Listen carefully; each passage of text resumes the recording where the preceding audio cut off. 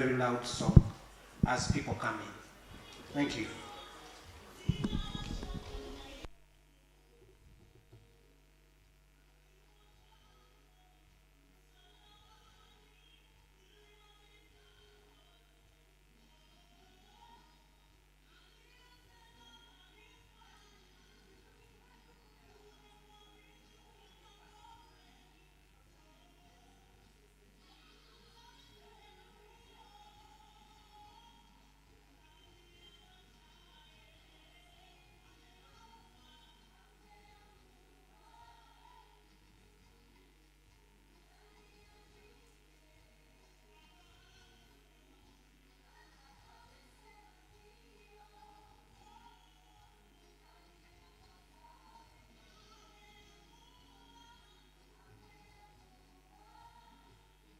Thank you very much.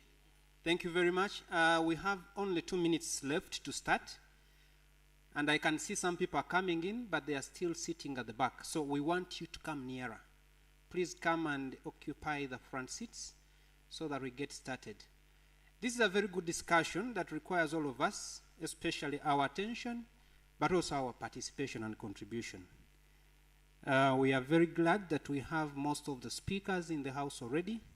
And our moderator is right here, Alex Mutungi, who I'm going to invite in the next 1 minute to take over.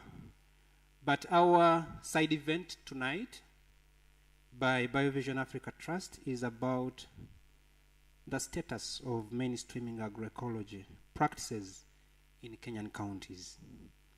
And we shall have some opening remarks from the ED of BVAT and have the video by BVAT, a pitch video.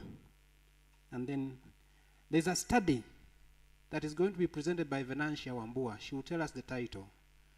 But what we are going to do is to have an overview and look at the study objectives, results, and recommendations. And thereafter, we shall go into a group kind of discussion where we shall have group leaders come present to us on thematic areas that we have identified.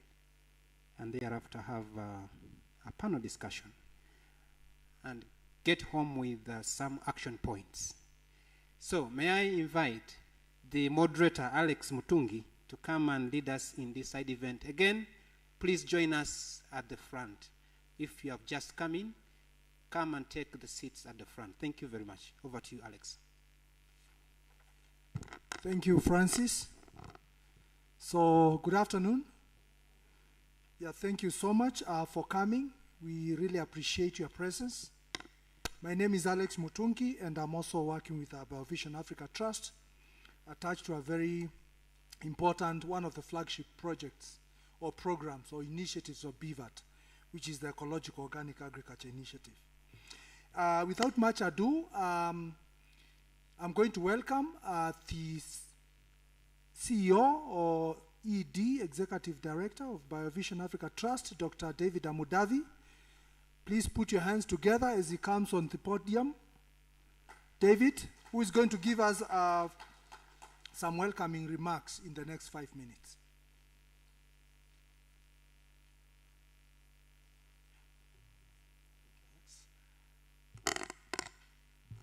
Yes, good afternoon, everyone. Hey, good afternoon. That's better. I think we have all enjoyed our lunch and we managed to refuel a bit. I'll be very brief so that we have time for what is ahead of us, since I've already talked about myself and what I do earlier in the day. But for this purpose, I want to say that one of the things BioVision Africa Trust is very keen in supporting in this country, in East Africa, and on the continent, is to see how we can create an enabling environment. And in most cases, we look at the policy enabling environment that can support countries of this continent, and particularly now for us in Kenya, to create policies, to create strategies, and more so, come up with ways of implementation of those policies and strategies. And just having had our National Agroecology Strategy for Food System Transformation launched in this country, and knowing that we have a few counties that have already advanced in developing their own agroecology policies and for some strategies, and there are others that are beginning to prepare for this journey. This is why we are here, to look at what have we found out and what we need to do to support our counties so that they can enact policies and strategies that can help drive the agroecology agenda of creating more resilient, sustainable, and food systems. So for BVAT Africa Trust, the area of policy influencing is absolutely very important. We are also very key in the area of implementing programs that improve the livelihoods of farmers and farm families, as I mentioned earlier today. And that is why we implement various programs in over 12 counties in this country. And I'm glad some of the counties that are benefiting from the work that we do, supported, of course, by different organizations like Itui, Nakuru. You see, we have really livelihood improvement programs on the ground. And that is consistent with the goal of organization and vision, that we also improve the livelihoods of people, help to reduce poverty, and through ensuring that we have information around human health, plant health, environmental health that is important to the general welfare of people. So today we are very happy to have this session.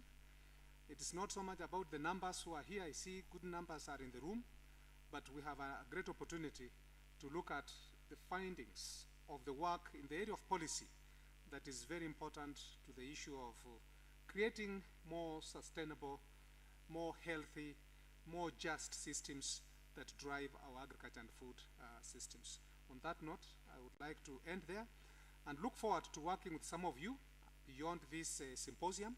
Already we are working with some of you, and we'll be very happy to establish partnerships with any new people that might wish to work with us. To get more about us, we also have an exhibition tent that has materials about what we do, and please, you are most welcome to visit our exhibition in the exhibition area sometime today and tomorrow. Thank you very much. Thank you, David. Let's give him a good clap.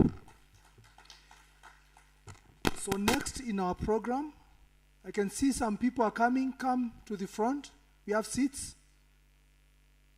So we were supposed to have a pitch video that we had prepared for this occasion. But that video is still, it's also online on our website. But we are not able to play that because of the connection between that station and this station. So we will not play that. But we are going to go straight into Venanzia's presentation.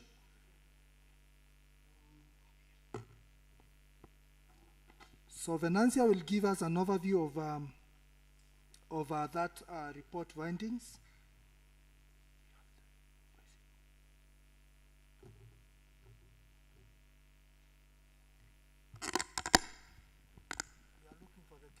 We are looking for the cable. Technical people.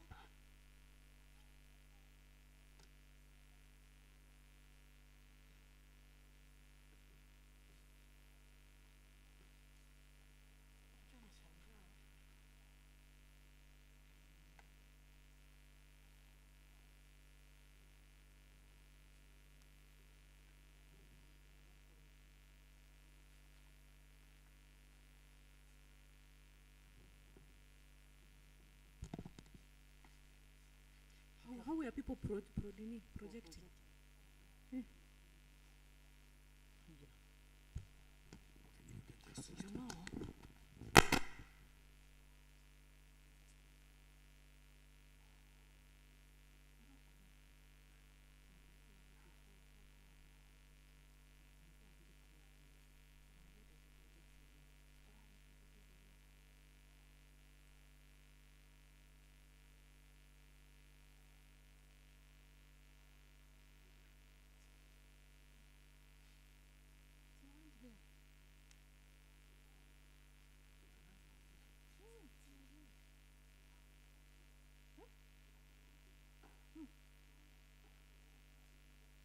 big one.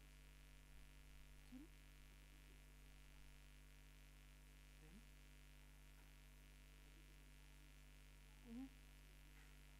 I give you the class list. Huh? What happened? Then you read from there. No, no. Now project from there. Yeah, alafu mtu amesaidia because yangu ina it.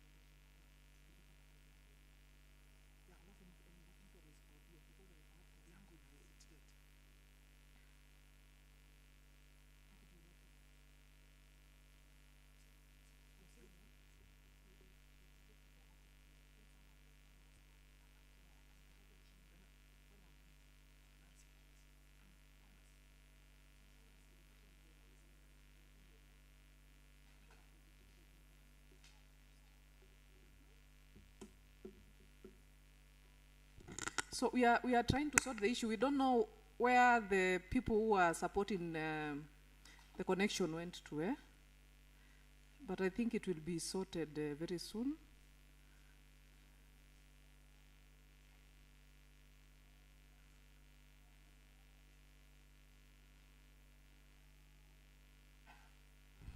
Yeah. So good afternoon once again, and welcome to our side event, and thank you for joining us. And I would like also to thank the county directors who have accepted our invitation to participate in this side event. So we recently, ISFA Network recently launched the National Agroecology Strategy. I think we are all aware. Late last year, and now different organizations in the agroecology sector are in the process of, working with different counties to see how we can actually domesticate, customize the National Agroecology Strategy at the counties. But of course, there are counties that have been doing very good work. They are very much ahead. Some already have agroecology policies, others have strategies, others have drafts that are actually not even drafts. You'll see, it's like it's just waiting approval, and then there are some with drafts, and the rest are in the race trying to catch up with the others. So we decided to undertake a study, a scoping study, to get to understand what is happening, what is the status of the different counties in regards to integrating agroecology.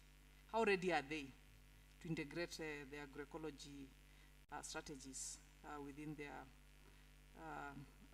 county agricultural plans, or of course maybe developing independent agroecology policies. So we did this study, and actually this side event is to disseminate the findings of this study.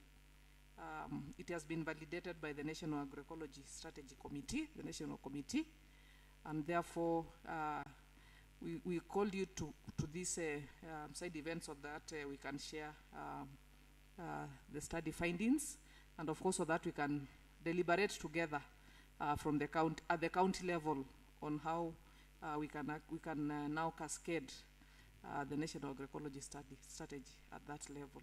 Are we ready from behind?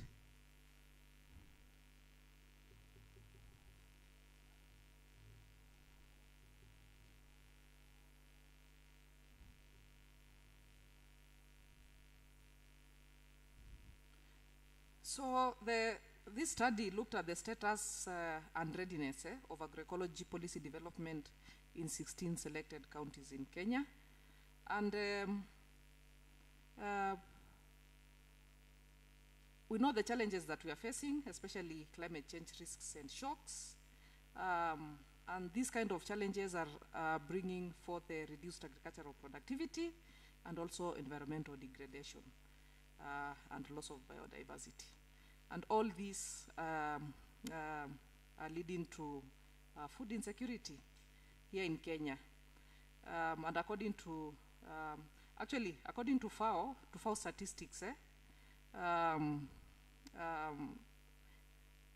nearly half of the population, the Kenyan population, occasionally experiences moderate or severe food insecurity. The national food poverty headcount rate is at 32%, and rural food poverty headcount rate is 35.8%. So those who are in the rural areas, the poverty, the rural food poverty, the food poverty is quite higher at 35.8%. But how can we address such challenges? And there are very many discussions already from the speakers that have already taken place in the morning, giving strategies on how we can actually address the food insecurity issue here in the country. And one of the proposed solutions is sustainable solutions that point towards agroecological practices, basically integrating ecological principles into farming systems. So, is there any hope from behind? Amos? 2 minutes. Okay. So I think let me just continue. I'll continue from where they show the PowerPoint. So this study, it was done in 16 counties in Kenya. It was done in non-nasal areas, Nyandarua. So we looked at Nyandarua County, Vihiga County, Busia, Bungoma, Kakamega, Kisii, and Murang'a. So those are the non-nasals. And then semi-arid counties, we picked Kiambu and Nakuru, but at the range of 10 to 29% in terms of aridity. And then a bit of high aridity, we looked at the counties, we looked at Embu County, Kitui, Makueni, Meru, Tharaka Nithi, West Pokot, and Laikipia counties. Yeah? And of course, we are looking at how we can spread out this scoping study in the remaining counties, because we have 47 counties in Kenya. So this study, one of its objectives was to identify and rate by categorization the status and readiness of the 16 selected counties to adopt agroecology policies, strategies, and programs. So how ready are these counties? And then also get to understand the limitations, analyze limitations, the gaps, the incoherences, the constraints, the weaknesses in the existing legislation and policy formulation processes. And the third objective, the study looked at, giving the recommendations. What recommendations can we bring forth on how the current agroecology policies and the regulatory framework barriers can be addressed? How can we address the barriers?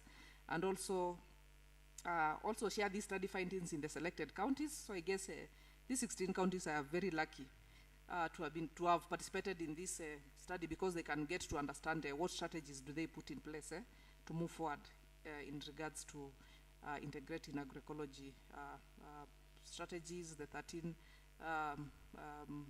agroecology principles within their counties. So basically, and also we have we also developed some policies to give direction in terms of the policy briefs, basically, to give direction in terms of policy development. So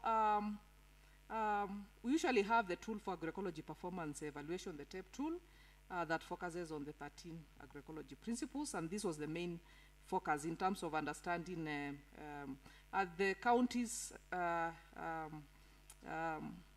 practicing or basically implementing the TAPE, the agroecology principles, like for instance, recycling, soil health, input reduction. We have already had a lot of talk here about the fertilizer, the chemical fertilizer intensivity in the country. So issues to do with input reduction, because agroecology promotes reducing how much, fertilizer, basically reducing the use of chemical fertilizer. Issues to do with biodiversity. Biodiversity is another principle, synergy, economic diversification and such, co-creation of knowledge, social values and diets. Yeah. So it looked at all this, these principles, And we interviewed, and I think most of you are interviewed who are in this room. The CASCOM executives were interviewed, county director of agriculture in the different counties, livestock directors, water directors, environment directors, the CECs, farmer associations. So the interviews went down until to the farmers, NGOs that are in this sector, the TVET, the research institutions, the universities. So all these were interviewed. So basically, where are our counties? And I wish we were able to show that. Okay, thank you. Go to page, go to slide 10.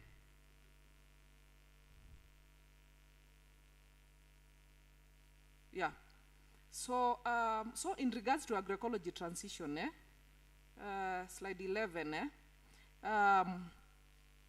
we looked at, we characterize the different stages of transition on a scale of 1 to 10, where less than 2 was highly unsustainable, but we are happy we are not seeing such results. And then 2.0 to 3.9, the unsustainable.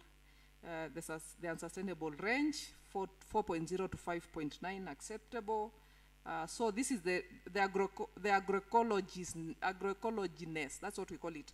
But basically, the status or the ability of the counties to transition. 6.0 to 8.9, desirable, and of course, more than 9 is highly desirable. But the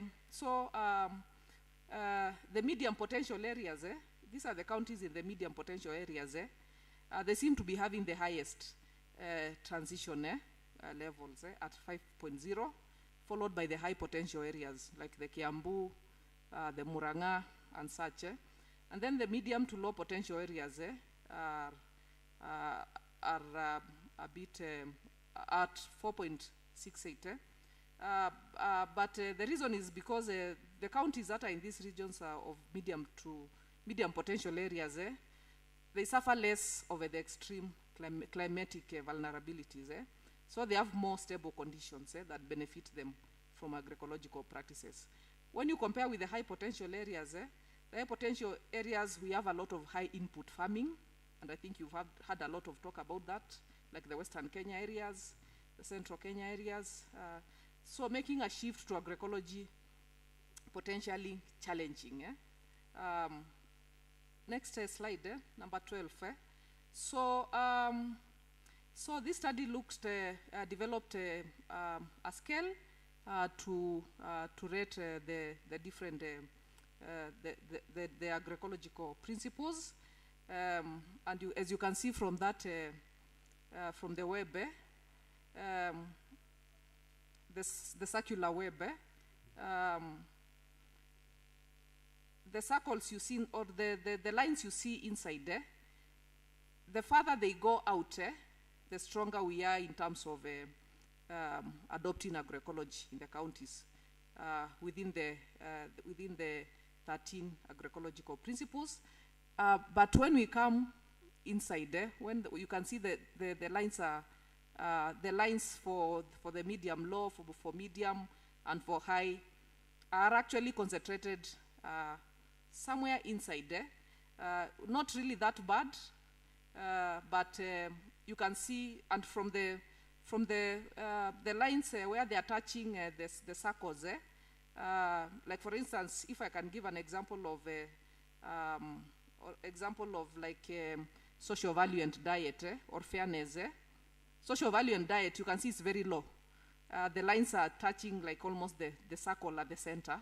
So we are doing very badly in terms of supporting social values and diet within the agroecology 13 principles. You know, these are issues to do with cultural issues, food diversity, traditional practices, and such kind of practices. So slide number 13, as I finish. So in these 16 counties that we collected data, you'll see that, slide 13, you'll see that some of the counties are doing very well. They are very strong in terms of, adopting or integrating the agroecological practices. Like for instance, the ones are very strong in terms of ranking. We'll see number one is in terms of integrating. Number one is, let me look for it, Muranga. Muranga is number one. And then number two, we have Busia County. Number three, we have Laikipia. Four, we have the Kiambu County, and such, and Nakuru, number five. So these are the counties that are very strong in terms of actually integrating agroecology principles within their the work that they are doing at the county. So, but how ready are these are the rest of the counties basically? So in terms of the existing, so we sought to understand, do we have county legal and policy frameworks? And we picked a total of 90 related policy documents were reviewed, 9 from the national government and 81 from the 16 counties. And the documents were reviewed to identify the integration of enabling provisions in agroecology related to the policy documents.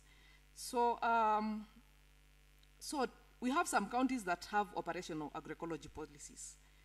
We have Vihiga. Vihiga just launched his policy recently, Muranga and Tharaka Nithi. But it is still evident that the relevant principles of agroecology are well integrated within the sectoral policies and strategies. So not really within the operational agroecology policies that they have. But then that now table shows you in terms of if, like for instance, you were to go and start working in terms of developing these legal frameworks or the policies, the agroecology policies with the continue. I'm in slide 16. I'm in slide 16. So Muranga still comes at highly.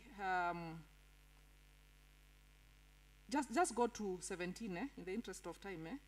So 17 will show you the counties with operational policies. We've talked about Muranga County. It has been going on for a while, and actually they have even allocated budgets to its implementation. And Vihiga County recently also launched his. But as I was saying, most of these counties are actually waiting for approval, the cabinet approval. As you can see, Bungoma is waiting for the policy is ready for approval. Kiambu is ready, Embu is ready, Makueni is ready, Meru is ready, Tharaka Nithi is ready, West Pokot is also ready. Then in terms of drafts, we have Busia has a draft, Kakamega has a draft, and Kitui has a draft.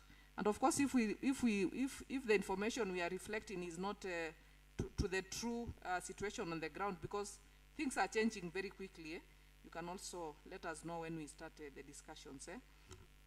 But then there are some counties who don't have any draft. They don't have draft, like Nyandarua, and I hope that is a true situation. And then we have Kisii, we have is this Nakuru? I think there's a problem, Not unless having no draft means they are still, there's no, like it's when they are starting. I think Nakuru has started, and then Laikipia also. Nakuru there's a draft, yeah. So that's why I'm saying, because this study was done in March, things could have changed, and therefore we are going to adjust a bit. Go to number 18. So number 18 will show you how ready are these 16 counties in terms of actually integrating agroecology within, because now, as I said, we have the national agroecology strategy, and now we need to move to the counties to customize this strategy. So as you can see, Muranga scores very high because they have one already, and then Embu as well has one. So Embu is number 2, Tharaka Nithi 3, Busia 4, And like that, Laikipia 5, Kiambu 6, Meru 7, Nakuru 8, Kisii 9. But of course, maybe if another study is done right now, things might change. Because as I'm saying, a lot is happening. Kitui is number 16. I hope that is the right. I hope that is the correct situation. But you'll see in the recommendations what can you really do for Kitui County to start moving like the rest of the counties. Slide number 19. So Murang'a, Kibusi, and Laikipia, according to this analysis, they are the front runners. With Kiambu right at the margin. So Kiambu is joining the front runners. So these counties are well positioned to serve as models for replication and peer learning. So if you want to learn about how did these counties actually, manage to be where they are, these are the counties you can do some exchange sharing programs with them.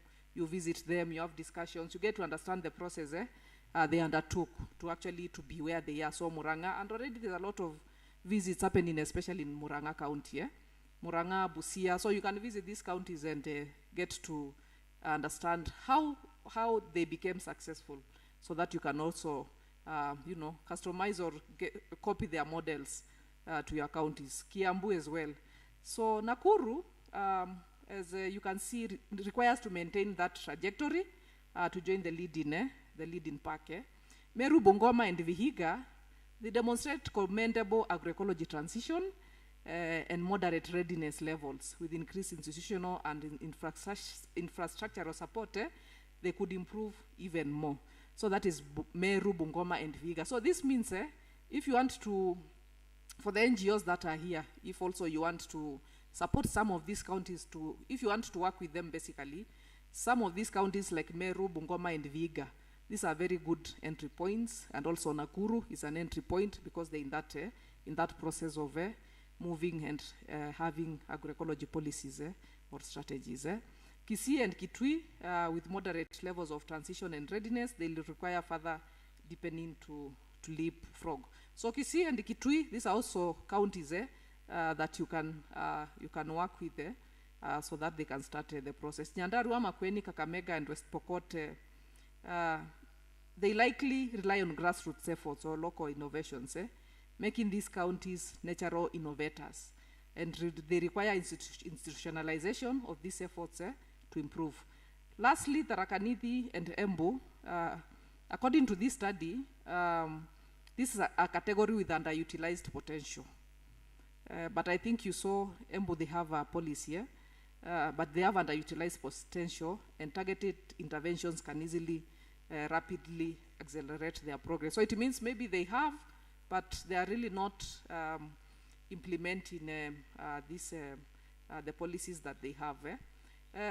20. So what are the limitations? And this is what we are going to discuss in our small groups that we are going to form right now. So why are these? What are the challenges? Because we also wanted to understand the challenges that these counties are facing.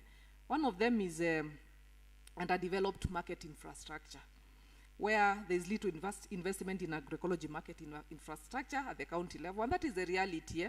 You see a lot of these markets like in Nairobi, in the cities, but not really in the counties.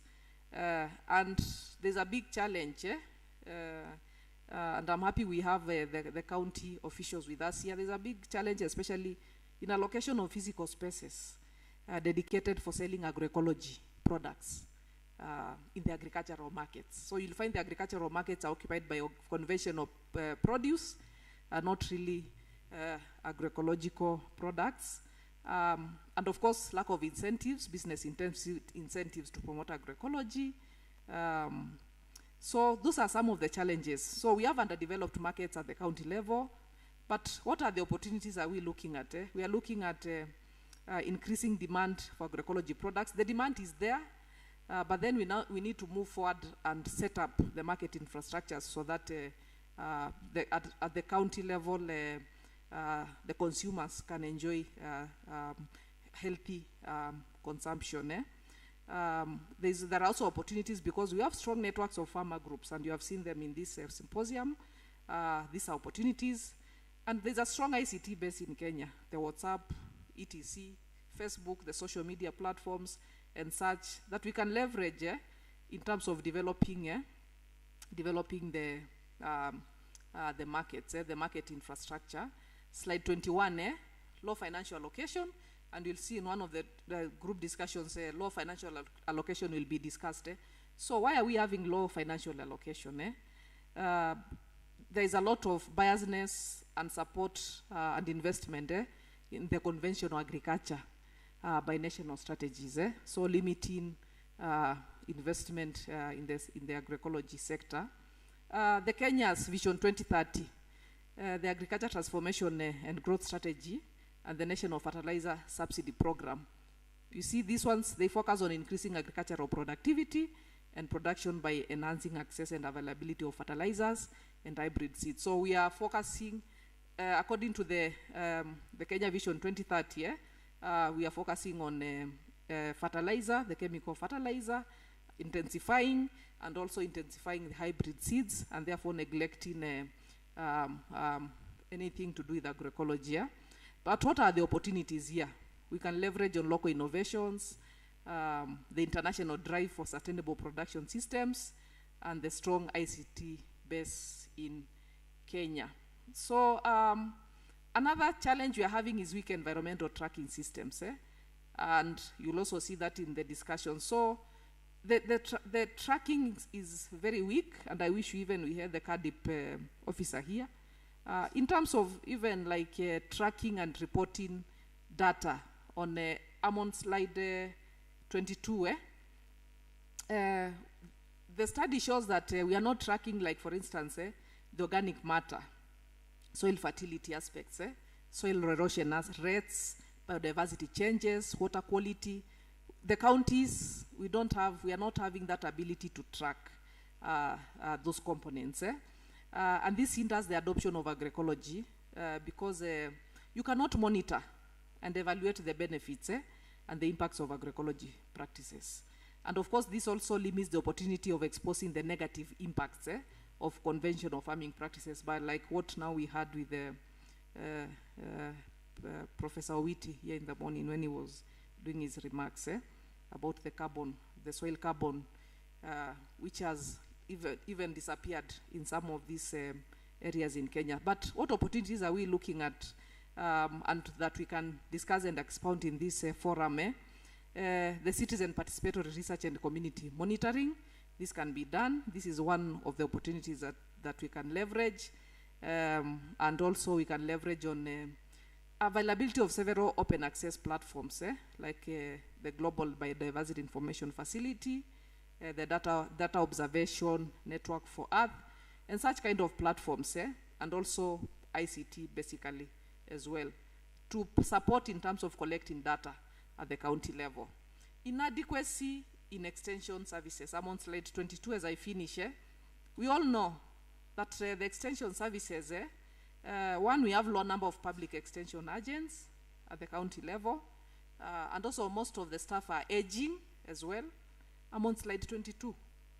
Yeah, they are aging, and also the existing extension programs are more towards conventional practices, and across the counties, extension services lack full integration of agroecological practices. But I feel we are doing something, and there are opportunities, especially leveraging on the strong ICT that we have in the country, leveraging on a public-private partnership, and the wide networks of village technical and vocational education and training, the TVETs basically. And we also have fragmented policies. This is another challenge. I'm on slide 24 as I finish. So out of the 16 counties surveyed, only 3, we have seen only 3 had fully fledged agroecological policies in place. And in most of these counties, supporting initiatives that are in the agroecology sector or geared towards agroecology are kind of fragmented. they're implemented in bits across various sectors. So you'll find some bits in agriculture, some bits in livestock, some bits in fisheries, some bits in cooperatives, waterland, and these sectors are not speaking to each other. So even collecting data is a problem because these sectors are not speaking to each other. So you cannot get to understand, the benefits when the different sectors are not, linking and speaking to each other. So that is a big challenge as well. And it is, there is also a weak coordination by the CASCOM. Most of these counties have CASCOM, but CASCOM has limited financing. CASCOMs are struggling, and therefore you find that, we want the agroecology policies and strategies at the county level to be coordinated within the CASCOMs. But the CASCOMs have limited financing. They're actually relying on private sector to run them. So this is a challenge because they cannot independently run. So they have to continue, and this kind of over-reliance is a challenge. But what are some of the opportunities we can look at? Having the CASCOM, the County Agriculture Sector Steering Committee, is an opportunity. So we can use the CASCOMs to make sure that the policies are implemented, they are coordinated well and such. But of course, they need funding, or they need to continue operating. So we need to give ideas. How do we keep the CASCOMs operating without very much relying on the external support, especially to run their meetings? And of course, the existence of the national government policies, like now the National Agroecology Strategy for Food System Transformation. This is an opportunity that we can leverage on. So, as I finish, what recommendations is this study giving to the counties? So one of the recommendations is to develop county-specific agroecology policies and integration of the agroecology in the county integrated development plans. And I think I've already talked about that, so we want to see how can you actually customize. We need to take this opportunity and customize the NAS within the CIDPs, and then strengthen institutional capacity for agroecology, the coordination units, the multi-stakeholder platforms, the TVETs, integrate agroecology within our curriculums, and also funding solutions. How can we leverage on local innovations, financial incentives, alternative fund sources? And you'll see this in the discussions that we are going to have. Then also we need to, another recommendation is to promote knowledge co-creation and capacity building, like the 4K clubs that are now picking up very well here in the country, the TVETs as well, the agroecology training centers. Can we set up agroecology training centers? Or can we integrate agroecology courses within the already existing training centers, that especially the tertiary institutions? And another recommendation is enhancing market access for agroecological practices. I've talked about that, products, so I will not go much into it. 26, as I finish, we also need to address sociocultural barriers and promote social inclusion. Issues to do with gender equity. There was a speech about gender equity and youth involvement in agroecology, public education campaigns, incorporating local food systems and traditional agricultural knowledge, and also monitor and evaluate agroecology implementation. And I've already talked about that. How can we actually strengthen? How can we strengthen the monitoring systems, the data collection at the county level? So my last slide is 27.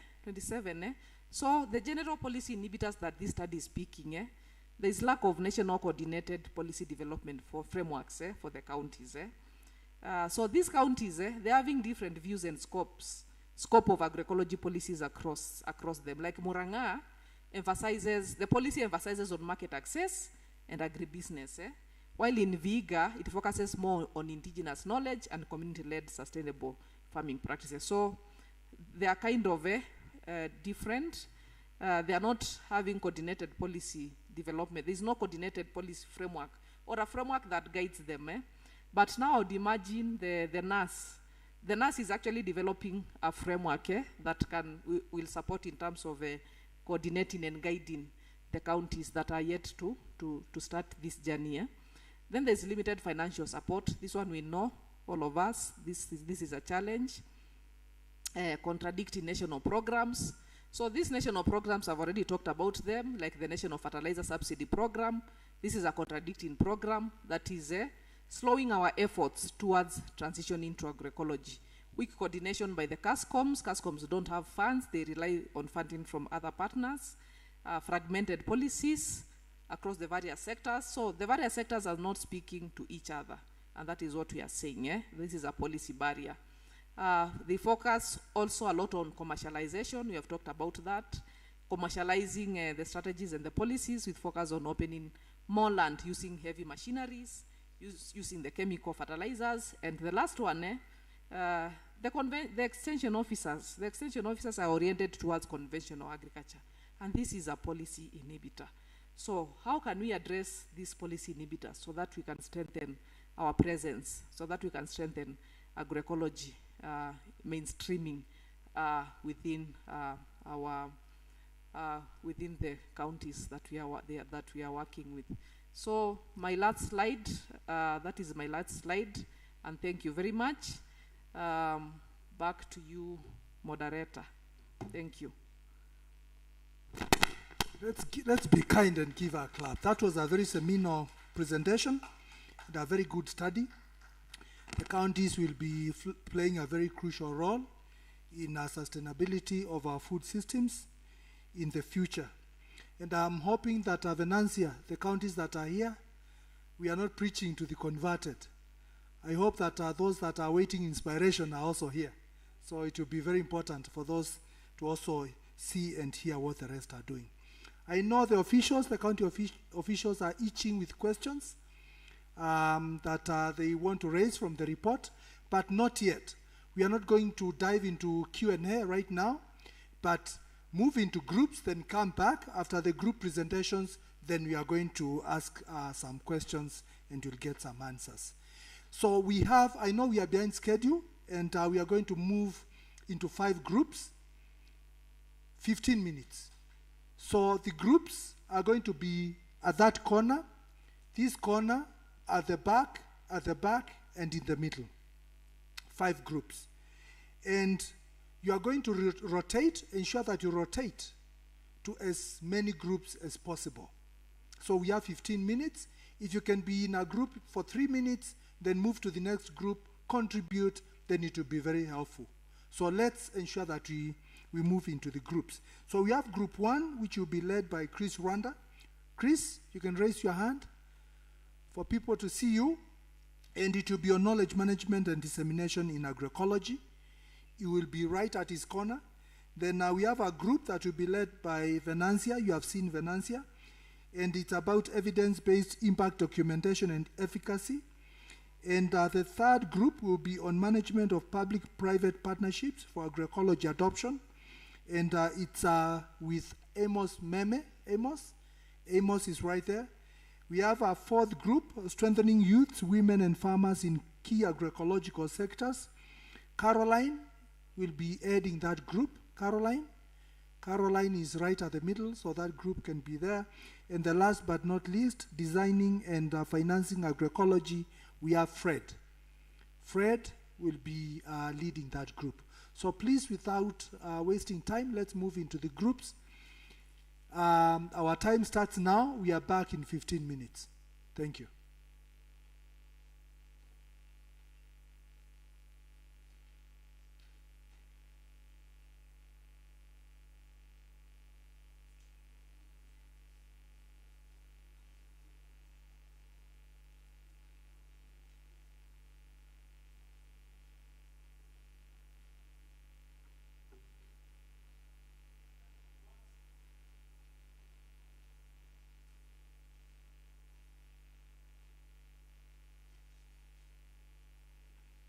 Please, let's move into the groups. We'll be rotating in the next 5 minutes.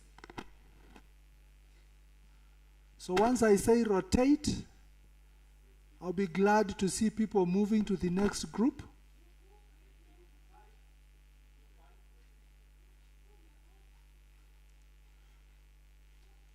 So you can mention the theme of your group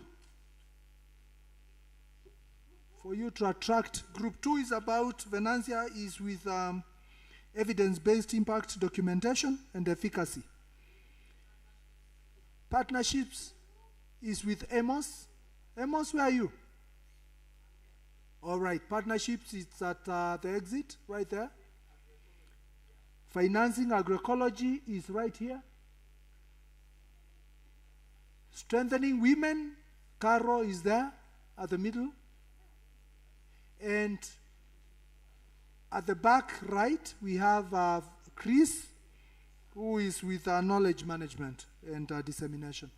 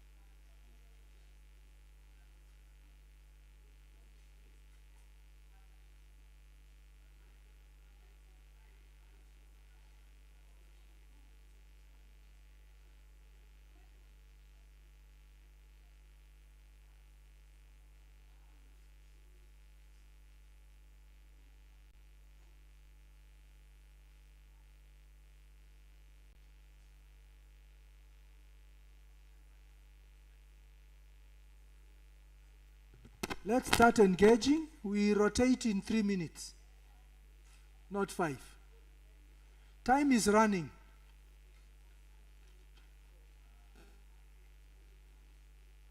It's almost 5, and we still have a panel discussion coming up.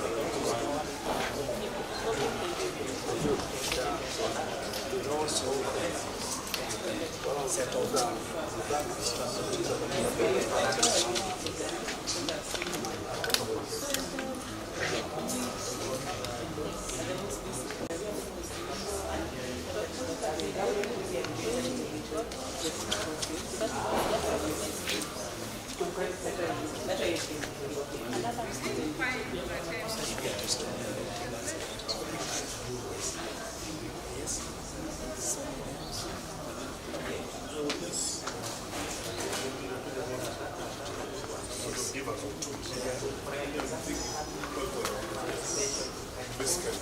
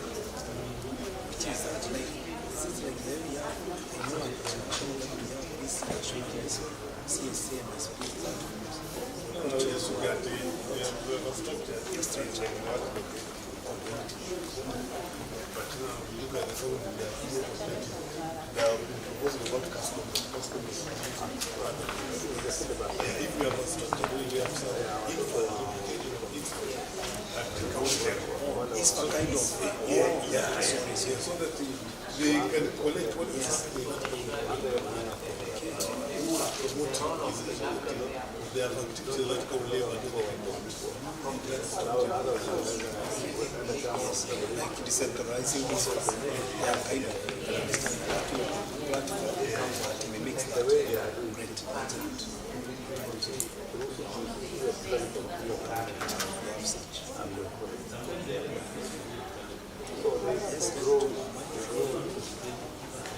Platforms can be physical like that, or even digital systems.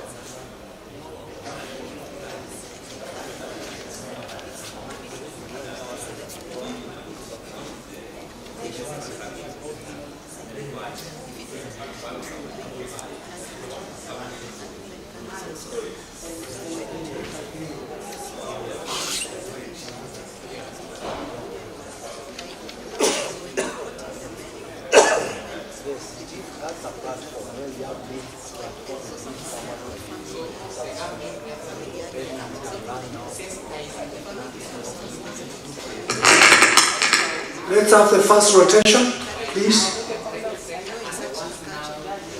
We're only going to have 3 rotations. Please.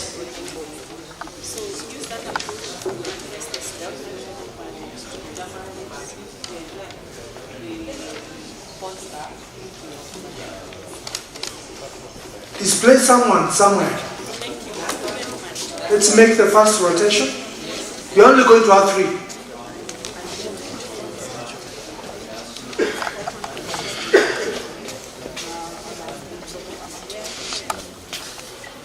Please rotate someone, display someone who is seated, who is very stubborn somewhere.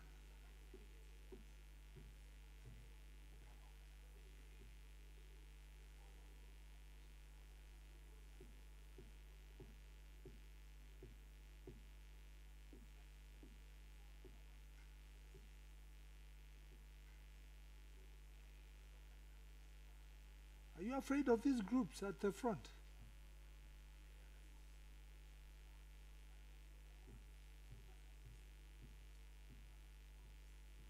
Displace these stubborn groups at the front, please.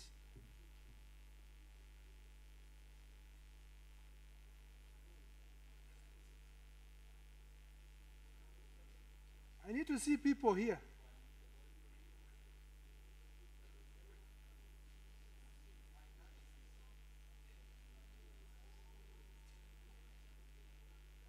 Huh?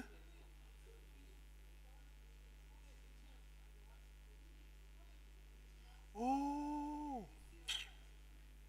Sasa mkiachilia